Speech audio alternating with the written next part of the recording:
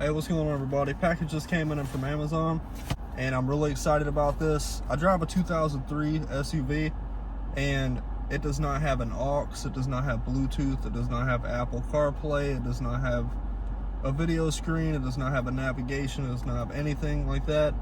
So the car is pretty old in terms of technology. So I decided to look on Amazon to see what my options were. I would rather do something like this than install a whole new stereo inside of my car.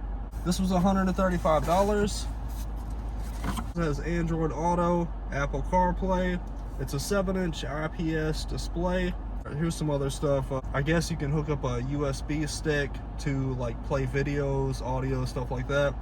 It says it has FM transmitting, has Bluetooth, touchscreen. It says USB 2.0, fast charge and media, Bluetooth 5.0. And then it says video for 1080p. I guess it's if you're playing stuff on the video player. Here's the display itself. It has like this a screen film to protect it, so you don't scratch it before you get it installed. This is 7 inches. I know if you have like an iPhone 14 Pro Max, it's not going to be much bigger than that, but the point of this Apple CarPlay is so I don't have to have my phone tied up with the navigation. I can just view it on this while I'm riding around. Here is the suction cup arm. And yeah, it does have that really sticky gel. So once you put this up there, it's most likely going to stay in place. Here is your charging cable. 2 inputs. One is a 5-volt 1 amp, it's a slow charge, and then a 5-volt 2.4 amp, which is your fast charge. Here is your aux cable.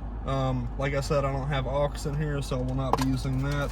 Now here is your microphone. This is really cool that they give you this because, you know, like I said, the mic quality is probably not going to be that great in this device. They give you one that you can hook up externally. So you just plug this into the device, and then you can mount this microphone anywhere close to you. And what's really good about this is you can buy an upgraded mic for this, I believe, and just plug it up anywhere in your car, and you can probably get some really good audio out of this. And what I was really excited to see what came with this, you know, being that it's a $135 kit, you can't really expect that much other than, you know, what you get. But it actually came with a backup camera that I can install in the back of the car. That is so sweet because I have a trailer and it's really hard for me to see. Alright guys, so I finally got this CarPlay thing set up, and it looks really good. The touchscreen is really responsive. And if you go down here to the bottom, this pretty much brings up your main page, and then you want to push car home. That'll take you to the main menu of this. And this is the button for your Apple CarPlay. This is the button if you're using Android Auto. Let's go back home. If you click on this, this is where you set your month and time and all that. I have not gotten to that part yet. And then if you hit back, it will take you to your system settings. So you have your system settings right here. It shows you, like, if you're going to be hooking up the backup camera, it shows you options for that. You've got your volume, factory reset is in here. And then there's some other, there's like EQ settings if you want to play with the audio. I guess you can change the wallpaper on this. Then if we go back, here's your other stuff. You got AirPlay, you have mirror link, FM transmit. I did try this and I was not too happy with this. So if you are getting something like this, hopefully you maybe have Bluetooth on your car, or at least aux. I do have a FM transmitter because, like you see, I have this older radio, and it only has AM, FM, tape deck, and a CD player. So my options are really limited.